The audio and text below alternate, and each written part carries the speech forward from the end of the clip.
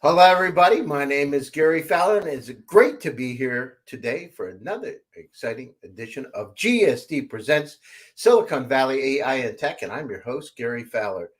I'm a serial entrepreneur. I've been involved in 17 startups and 2 unicorns. I was on the original management of Click Software, which was sold to Salesforce for $1.35 billion, and also Eva.ai, an AI HR tech company that I co-founded with Dr. David Yang.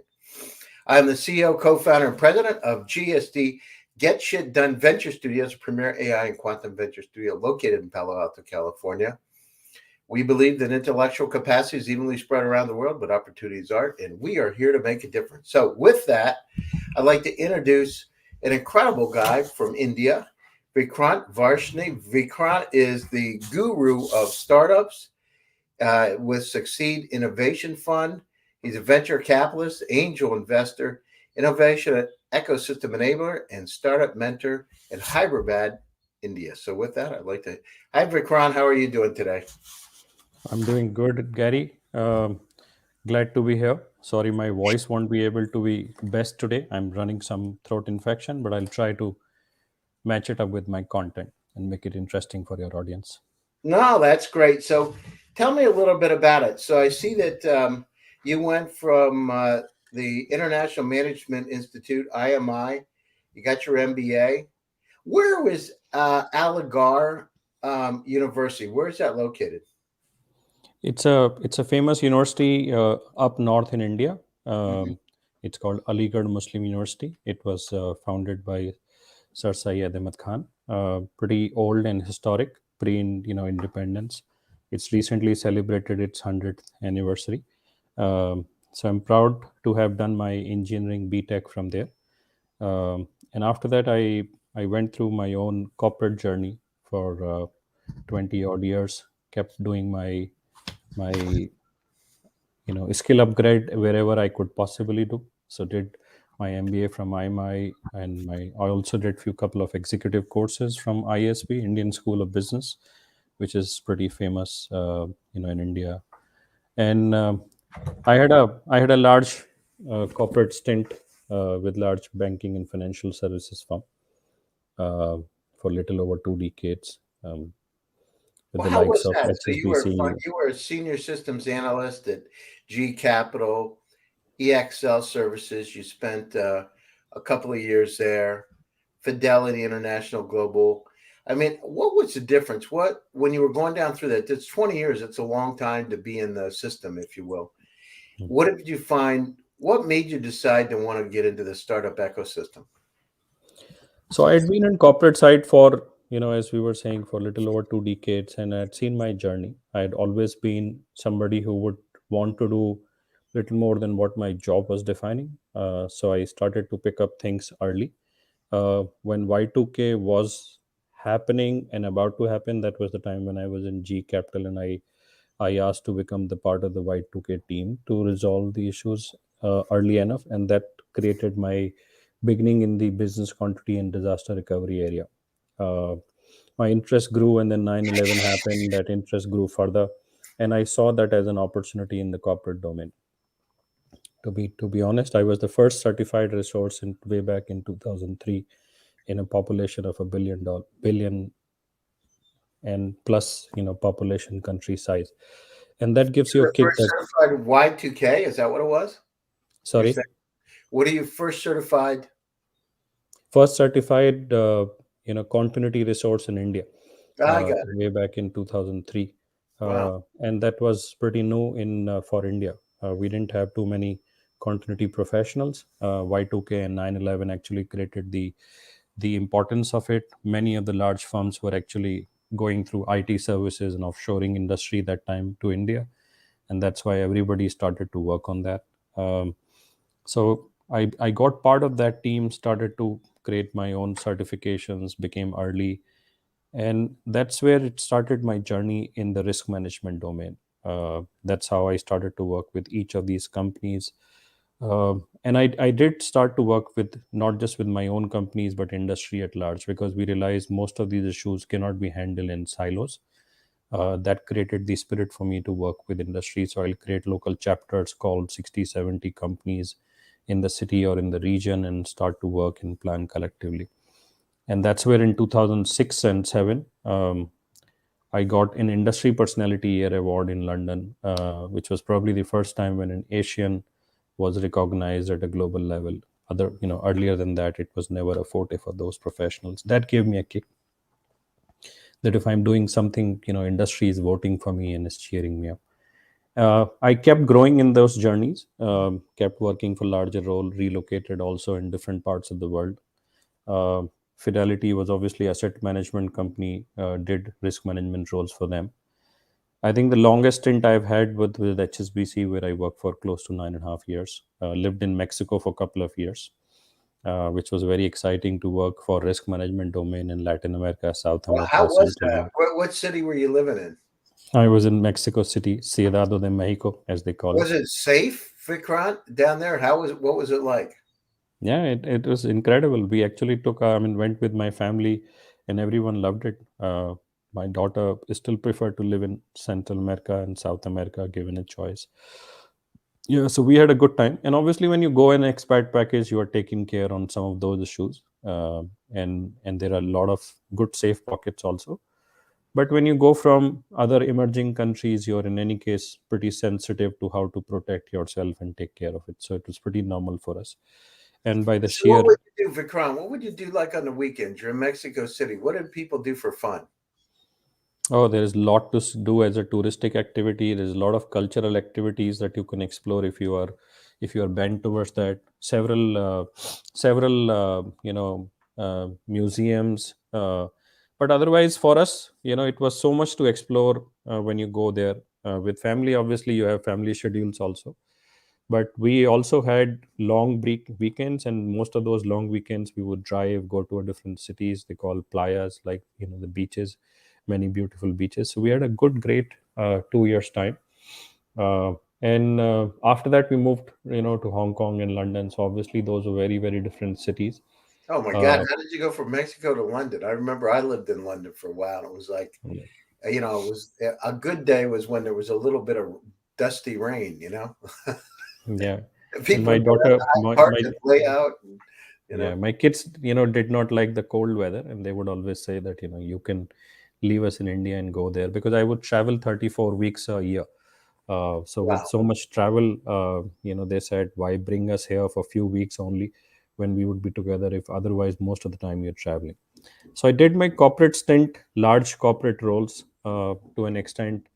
I would have management of risk with around $5 billion per annum of capex and opex, that kind of portfolio size. Hmm. And when you are in the corporate role, there is obviously a large scale that you handle.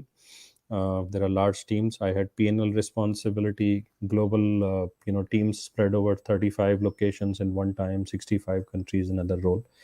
So I had done a lot of those flavors as well.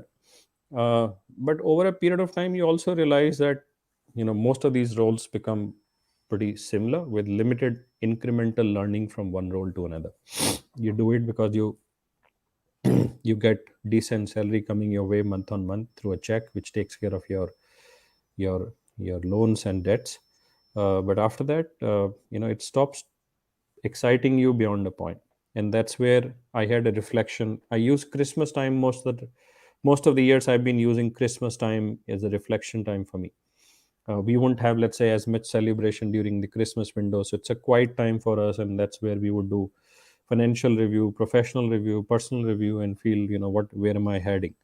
And way back in 2014, I kind of looked at it and realized that, okay, I think I've done decent on corporate journey. Time for me to switch gears. I saw myself growing through an S curve in life, where I had grown and saturated. And if I had not changed, I would probably have also started to see a decline. Hmm. And that's where I I first of all, cleared my debt, consolidated my assets, became debt free, and that's where you can take risk in life, right? Oh yeah, So I initially agreed with having my a little manager money is that not a bad thing, and having a lot of money is, a good thing. yeah, when you work for a decent financial services firm, you're paid and taken care to a certain extent that you can take a break. So I agreed with my manager that I'll take a corporate sabbatical. It's not very common in India to take sabbatical. You Mhm. normally don't get back your job when you come back, or you want to come back, so it's a struggle. So when I was taking that step, a lot of people were doubting on my ability to judge that situation well. But I, in any case, didn't want to be in two boats. And for me to decide what would be my professional journey for 15 odd years, I had to move out of that S curve in life. So this is the second journey, and I wanted to start from scratch. So I took 6 months off, looked at what was happening around, and I realized that there was so much happening in the academic incubators, tech incubators that we had created with all the best in class technology institutions in India. Some of them you would have heard, IITs or triple IITs. These are very famous technology institutes from India, or even management institutes like IIM, and they all have now incubators where they are guiding, mentoring, supporting startups. So what you saw in Valley, 15, 20 years back is actually happening a lot in detail in India in last 5, 7 years. And um, and I didn't want to lose out an opportunity to be part of that journey. So this is an opportunity for me to get associated with that wave, if I may use that word, and contribute to the wave. Right? I don't want to be sitting on the fence. So initially, I started to become a mentor and advisor to some of the companies in the formative year based on our experience. Then started to invest in few companies, and gradually, that took me into a full-fledged angel investor. From angel investor to a person who created an angel network of 160 odd people, like a club, which you will call in your parlance. Then we created a small fund with triple IT Hyderabad as an institute, and had very successful investment journey with them, many exits in a very short time frame, which gave us a good confidence to a point now that we have a full-fledged fund. So we are now a regulated fund, with the regulated bodies, and we run like a security entity investing into early stage startups.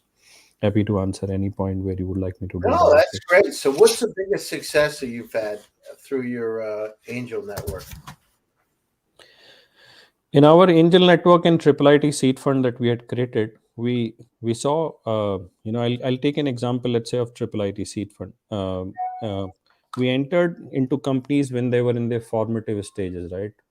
Uh, Pre-revenue, many of them would be at an MVP stage. Some of them could even be at an ideation stage when they will come to an incubator and ask support from the incubator to develop, create their product. So triple IT was requested us to create a fund, because by the time these companies will bring their product, it would be too late, and somebody in the Valley or Israel or other market would have brought a very similar technology oriented product sooner in the market, and hence they would always lose out on the first mover advantage. So the institute requested us to create the fund so that we could help them create the first MVP sooner, and also create the commercial connect with the market, so that when they're bringing a product, it's fit for market and fit for customer rather than a very academic product. And that's why we created that early fund. And interestingly, we were putting very small amount. I'll just to give you a context, anywhere between $50,000 to $100,000 in Mm-hmm. a company, and that's good enough for them to bring a reasonable MVP in the market. Mm-hmm. And once the clients start to see the product and what it will do, they will get a lot of capital flowing in from that point onward.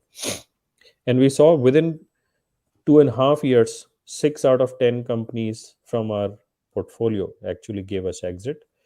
Many of them initially gave us simple exits of 8x, 5x, 4x within 2 years, which were reasonable and very comforting. Then we started to see larger acquisitions by the decacorns and unicorns, in this space, and we started to see 26x, 46x kind of return, and those were very, very encouraging. We also realized that in deep tech space, build versus buy decisions are generally tilted towards the buy decision. Mm-hmm. So when somebody is looking to acquire a company in the deep tech space, there is always a factor of time that data sets get trained over a period of time. So when they would have to consider the acquisition vis-a-vis building that platform at their own end, they have sufficiently large team. But even if they will create a similar product, they will take 3 to 4 years for the product to again come to that level. And that's where those decisions will always go in favor. So which is where it gave us a confidence that, if we are backing deep tech companies in early stage, it's a good area to support. A lot of this capital could also be recycled, and we'll see a cascading growth of that return on investment too. So, and we are very happy with our new fund, Innovation Fund. We again focus purely on that category, and in last 1 year we have already evaluated around 1400 odd deals which came to us. So we are a thriving ecosystem in India, and So out of the hence 1,400, well, how many do you pick out of the 1,400, Vikrant? um, most of them are deep tech. Most of them have a deep tech component. But what part? What out of what percent of those do you invest in? So out of 1400 deals which came our way, we filtered, as a part of several layers of filtering. We created a sectoral expert layers which will evaluate it, and then an investment committee structure. But 51 of those were approved by investment committee for funding.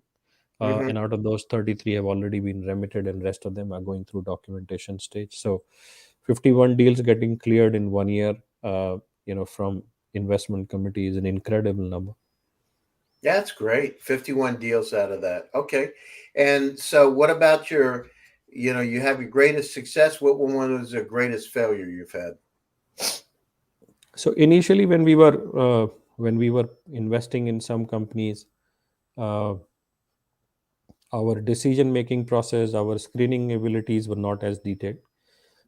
Our due diligence that time were not obviously as detailed as we would have been able to, and I think everyone commits that initial mistake. Hmm. So we started to talk to few of the friends in the market, folks who have done it earlier, and started to understand what has been their practice, what's the secret sauce, how do they actually eliminate an average deal from a good deal. And those learnings were very helpful. Thankfully, folks in India are very courteous to each other and extend help. So a lot of friends came forward to help and give us few inputs, and those inputs were handy. So if you see our portfolio, we have only had six of our companies from a portfolio of 65 odd companies have gone down.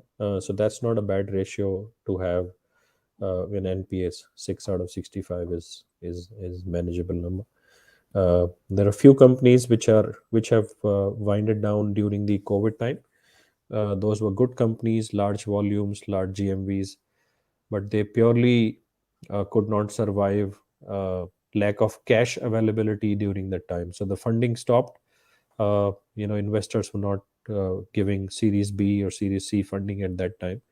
So even Series A funded companies started to struggle, and which is typically not the case in India. It's very common in Valley for a Series A company to not get a Series B funding, because many times in US you guys start with Series A funding. In India there are still many steps before Series A. So by the time a company reaches to a Series A, generally they are very stable. So when we saw one or two companies What's the struggling, difference, Vikrant? What is the difference? Exactly. What do you see? Why are they so stable? because you can do much more in India with little capital, right? It is still a possibility, and that's why I think many deals which we attract, we can support them with $100,000, $300,000. That's decent amount for them to bring their product to What market. is that considered in India? What round of funding? Is that a seed level funding, pre-seed, Yeah, seed level funding. seed? So that's yeah, that would be a pre-seed or an angel, early angel round here. Interesting. Yeah, And then yeah. what's an A in India? What's a Series A? How big is that? So there is no standard rule, but anyone who's raising a anyone who's raising anywhere between $2 million to $5 million would call it as a Series A. Got it. Sometimes people started to even call it at lesser than that, and that's where we are highlighting that by the time they are raising that kind of capital, somebody who's raising $2 to $3 million capital as a Series A would have reached to a point that they would be generating a decent amount of revenue, a large ARR and GMV, and hence they would be pretty stable. They would have a burn, but they could control their burn to a certain extent. And not every company would be burn oriented, at least in the B2B space. There would be many in B2C space where they would have a large burn. So we saw During COVID, few companies which closed down were in B2C space where burn was unmanageable, and that's where we didn't have the capital. But so yeah, those were few experiences, but I think the journey has been amazing, full of learning. And so, where are the what are the steps? So, what happens after you fund them, and they have this regional dominance? What do they do next? So initially, I'll give you a bit of journey. So when we pick it up, we pick up, them from, incubators when they are in the incubator early stage. That's where we fund them with our seed capital. And then we work with them, guide them, and wherever possible, we also connect them to accelerators. So we have got several tie-ups now with accelerators who are sectoral experts, sectoral accelerators, like a fintech accelerator or a security accelerator or a gaming accelerator. Or we would have geographical accelerators. So if somebody is looking to expand in the US market or in the Middle East market, then we would have tie up accordingly to help them expand. Right. So we might actually offer some of these companies to GSD Venture for you to help them grow in the US market too on the same line. Sounds great Uh, to me, Vikram. You know that we love it. We yeah. love it. So once the companies go to an accelerator, this is where they start to achieve their very specific performance around revenue, ARRs, few more matrices, become very presentable to next round of funding. We then start to connect them with downstream fund houses as a part of portfolio showcase. And we conduct these portfolio showcase every 3 to 4 months so that our investors community get an opportunity to see them. So we have created a lot of network of angel networks, micro VC firms, which are like a partners. They would be an opportunity for them to co-invest in few deals that we are doing. And there are downstream investors also. So downstream investors are the one which would like to then come into a pre-series A or a series A category investment. And we assume once they come in picture, they would be the ones who will take the company forward. And that's how at every stage we hand them over to next level of company to guide them and grow them. Our job is to ensure that we have sufficient contacts in each layer. We don't want to do job of every layer, but we want to ensure that we have penetration in every layer so that if the company needs support, they can. Just to give you an example, very recently India has been going through the Shark Tank fever. We had a Shark Tank India version, and very recently on Sony TV. Uh, are you able to hear me? Okay. Yeah, I hear you. Yeah. And it became pretty popular. It's quite a craze in India to have a Shark Tank currently. I know you guys are having it for last 13 years, and it's quite an animated show. Mm-hmm. Uh, but we have had our share also of animation and few aggression on the set. Two of our companies shortlisted, out of 6,000 odd which they had screened and shortlisted, and it was quite a craze. The companies, when they would get presented, if they are in B2C space, which they would mostly pick up, would have a huge download, the next day when they are getting telecasted, to an extent that people won't be able to sometime manage volume even when you work with cloud players at the back end to stretch it. There is high possibility that those companies would also sometime have a distributed denial of service attack and stuff like that. So how to guide these companies in that in that entire madness and help them grow is an experience in itself. And we are going through all of that collectively. Many companies are in early stage, and we learn with them too also on the way. No, that's great. And listen, we're coming up. We got a couple of minutes left. So, what's your, look? Let's look over the next year in terms of for Indian startups. What's your prediction over the next year? And also, how do people get a hold of you? See, we had a lot of unicorns. If a lot of people thought, defining how many unicorns we're producing in a country is a benchmark of success.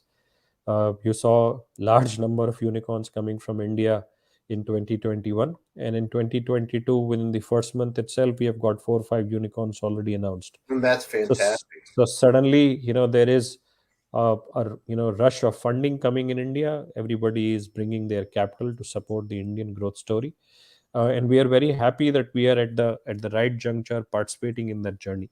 Uh, and what I predict for 2020 and 2023 is that that momentum will pick up even further. We'll continue to have these records getting broken. But I think what would be a good success story for me is one of these companies starting to become global in nature and start to offer product and services which would be appreciated globally. As of today, many products that we have brought in are still very India centric. India itself has a very large consumer base, right? We're talking about 1.4 billion population. So anything that you create for India itself has a very large TAM, SAM, SOM. But we are hoping to bet on few companies which after India would also start to expand and offer their solutions globally. And that would be an epitome of success because we have contributed to the global ecosystem in very different forms in past. If our companies would also become known for what we offer and the brand would be not known, it would be a good idea. If you see most of the companies like Intel and Apple and Google, you would always have lots of engineers who would be working to make these companies successful. But if you can start to then identify the Indian companies by their name and start to use them, that would be a good benchmark for success for all of us collectively. Uh, how to reach out to us? Every detail is on our website. We are more than happy for any of the folks in the US to collaborate with us. We are actually launching a second fund, which is a larger fund, a dollar denomination fund now. And the perspective is that all those guys who wanted to invest in the India growth story, we would be happy to have a chat with them, uh, discuss what their ideas are, and we encourage them to participate with us, because we can work and create the funnel for them at the bottom level. Here we are in the market, and those companies could actually be a good companies for downstream growth back, in your respective market. So if any of the fund houses or corporate VC firms listening to this podcast or this show, we'll be more than happy to have a chat with you if India is in your mind and in your strategy. Oh, I love that. If India's in your mind, well, it's in all of our minds, Vikrant, because we know there's an incredible opportunity there. Look at Silicon Valley. Look at the number of IIT and IIM alumni that are leading companies in the valley. So the Indian community has done an incredible job of really building technology, and now it's time to really blossom. And it's a springtime. The seeds have been sown, and now it's time to really get out there and show those beautiful opportunities that are out there, and India's got them. So, Vikrant, I want to thank you so much for being on my show today. To my audience, my name is Gary Fowler, and I'm the CEO, president, co-founder of GSD Get Shit Done Venture Studios. It's great to have you tuned in today. Tune in again next week for another exciting edition. Next Tuesday, same channel, same time, for another exciting edition. See you soon. Stay happy, stay safe, and most importantly, stay healthy. Take care, Vikrant. See you, Thank everybody. you. Cheers. Bye bye.